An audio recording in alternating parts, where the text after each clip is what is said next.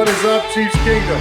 Welcome to One on One, a new KC Sports Network podcast with myself, Mike DeVito, 9-year NFL veteran with the New York Jets and the Kansas City Chiefs, and my brother, Kansas City Chief, great Super Bowl champion, 9-year NFL veteran, Jeff Allen.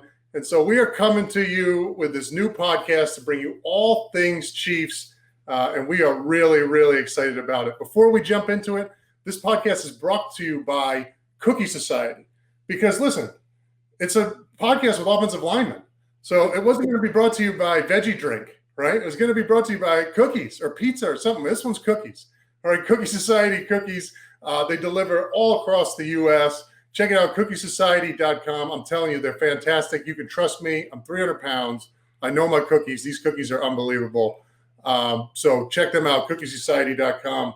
Big Jeff, what's up, brother? How you doing, man? What's up, Mike? Man, this is going to be some fun, man.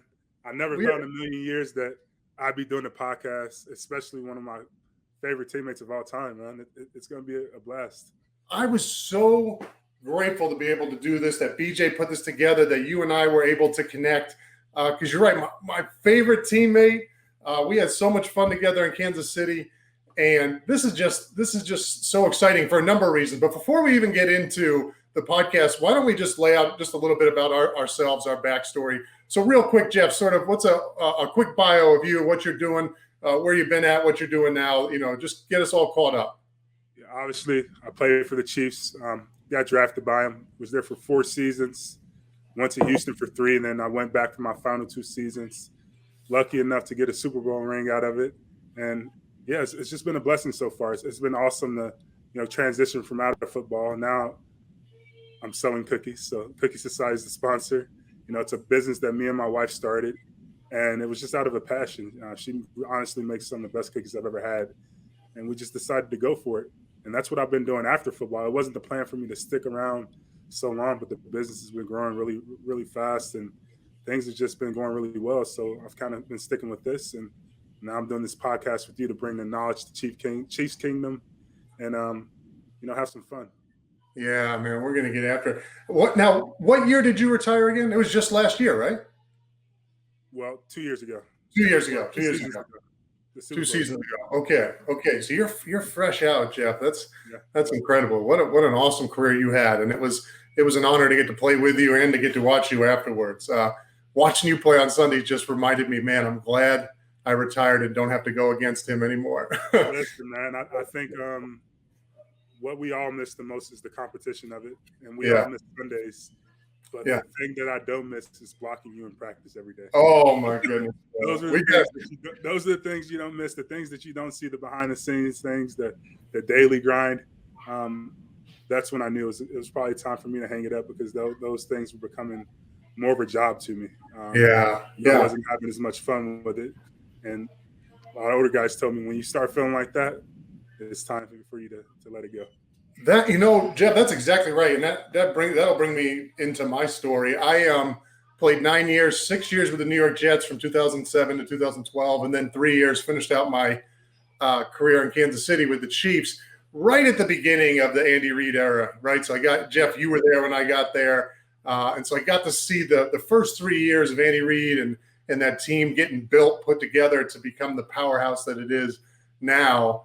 And I just really, really enjoyed it. And obviously we have a ton of stories, and I can't wait to share some of those clips. I'm sure we can get some of those clips of you and I going against each other in practice, and we'll bring all that stuff out. But after football, I retired up here to Maine, where my wife and I live. I went to the University of Maine, and that's where I met my wife. And so her family's up here, and we moved back up here to northern Maine. I have 3 young boys, and so just going back to school and doing that stuff, but really missing the game, really missing Chiefs Kingdom. And so this opportunity to be here with you, Jeff, and to do this is a lot of fun.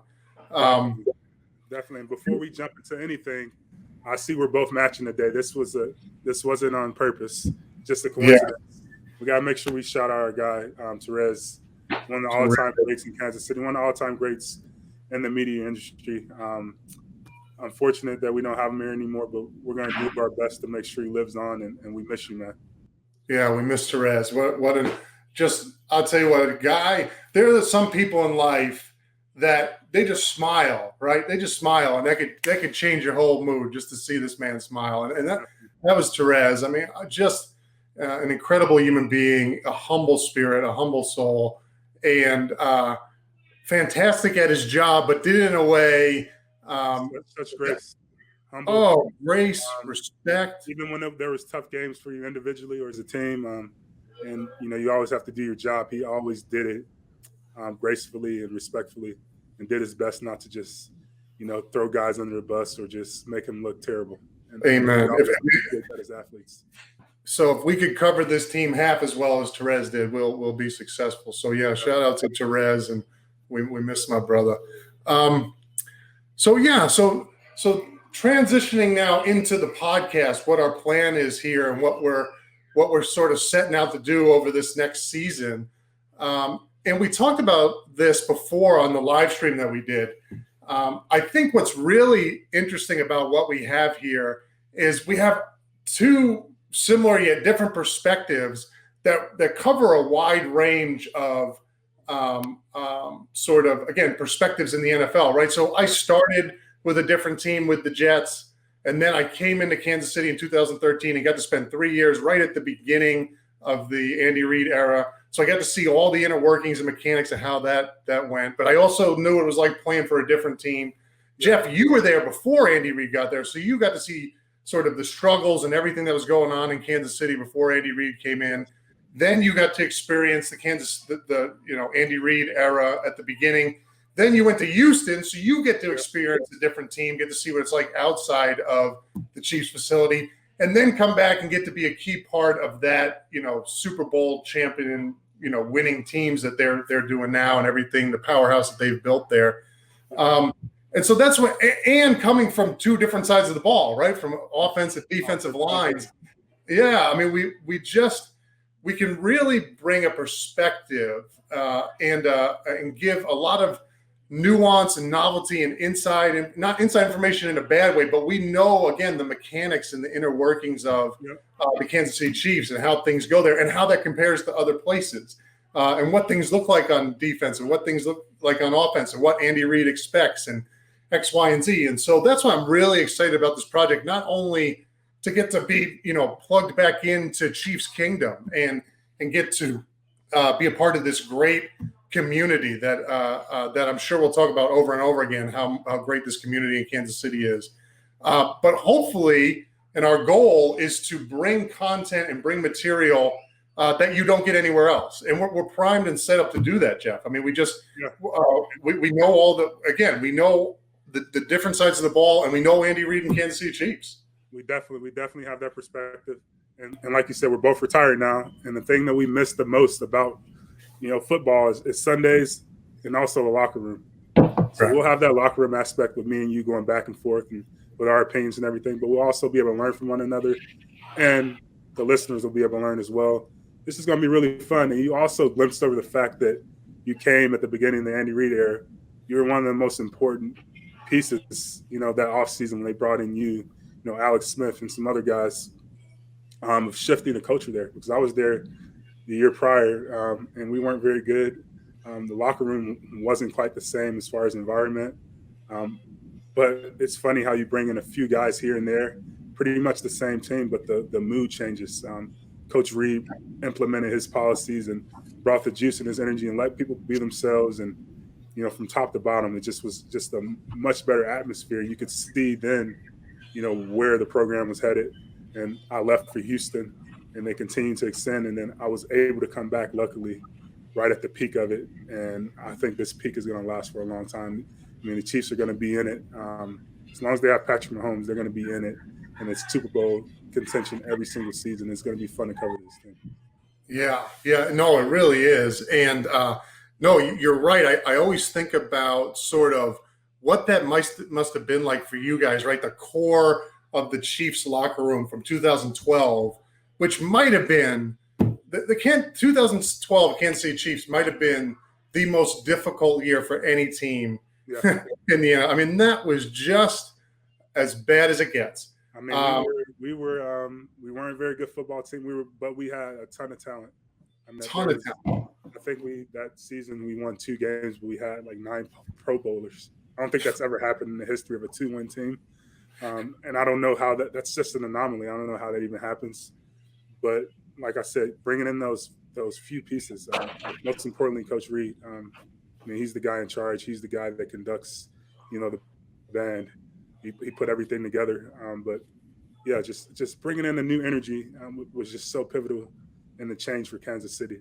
And no other city deserves what's going on right now more than Kansas City. So it's been awesome to see it, the energy in the city, within the organization, just all the success. It's well deserved. Yeah. No, you hit the nail on the head. I mean, I couldn't have been more happy for Kansas City. I mean, I remember begging my wife to let me go out there I was, because we got the young kids. My little guy was just born. And so, I'm like, Jess, just let me go out there for a week. I just want to see what it's like to be in Arrowhead for an AFC Championship game, or to be in Kansas City when the team comes home and, after a Super Bowl win, or, getting ready to go to the Super Bowl. I mean, I had, a little taste of that in New York when we went to those back-to-back AFC Championship games. Obviously, nothing like Kansas City. First off, it's New York. New York, a totally different market. Not that the fan base doesn't care, but, it would there's also Brad Pitt and Jay-Z in New York. In Kansas City, there's the team, right? And it was the whole organization and the whole fan base I couldn't imagine that because just the years that we had, 2013 and 2015, the way the community supported the team, I've never seen anything like it.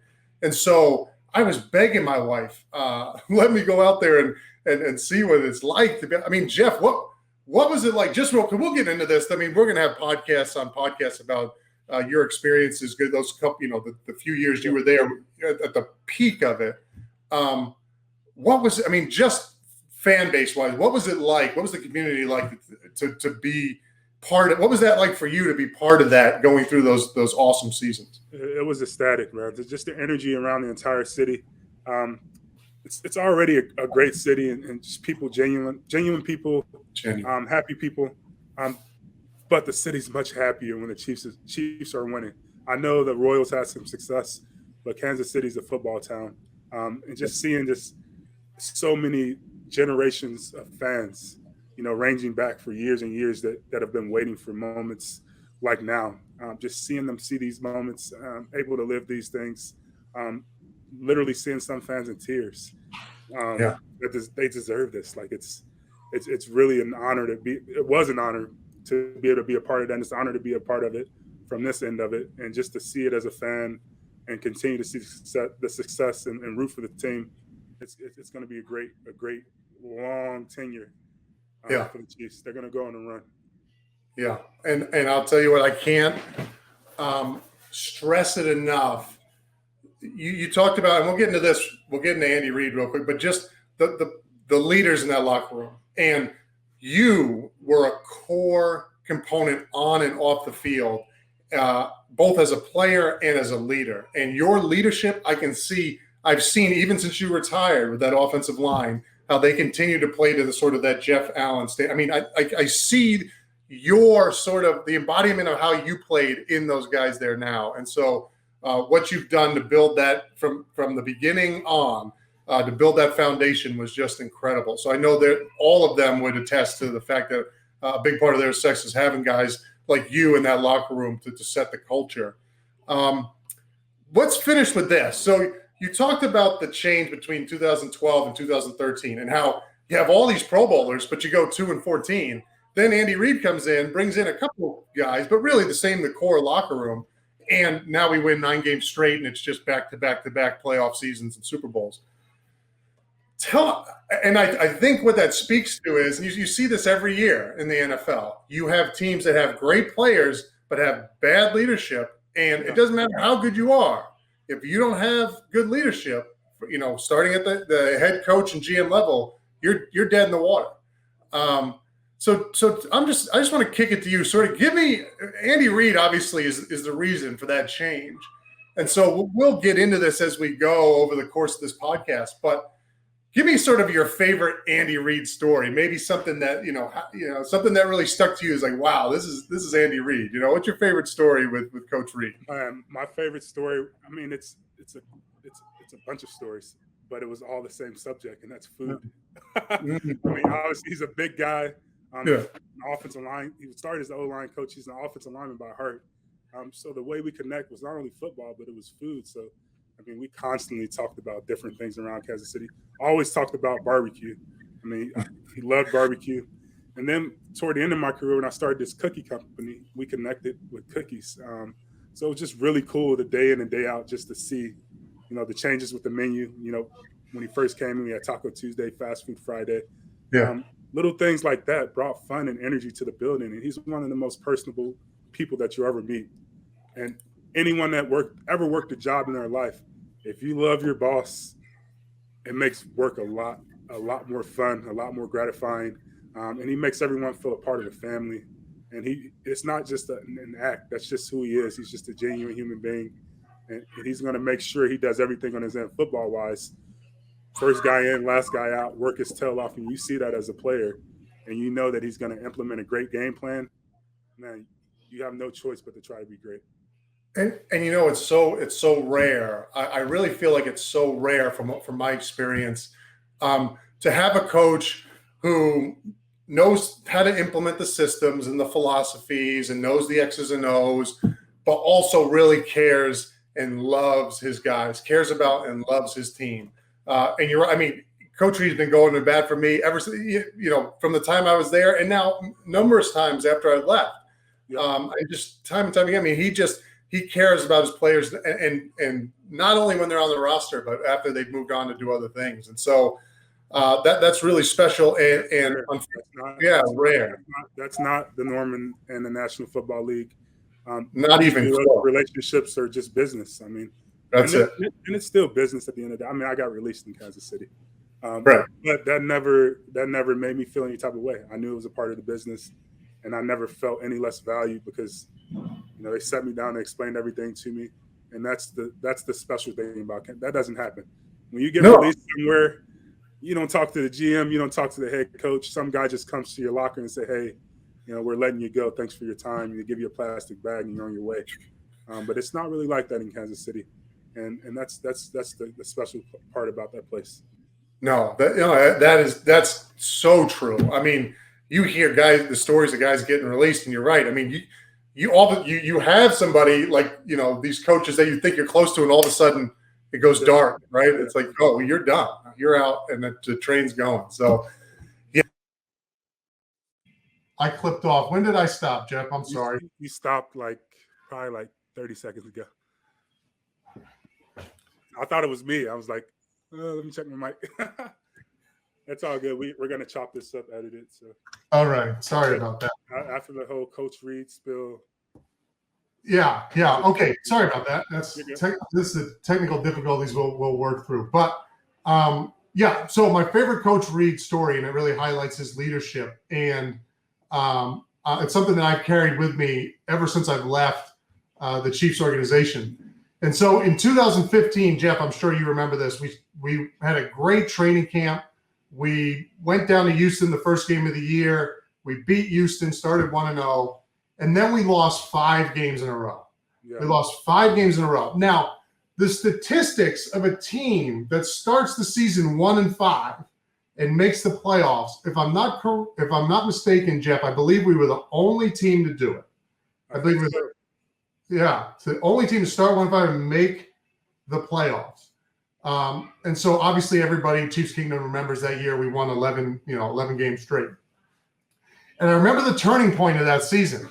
So we come back, we're 1-5. I think we had just lost to the Vikings.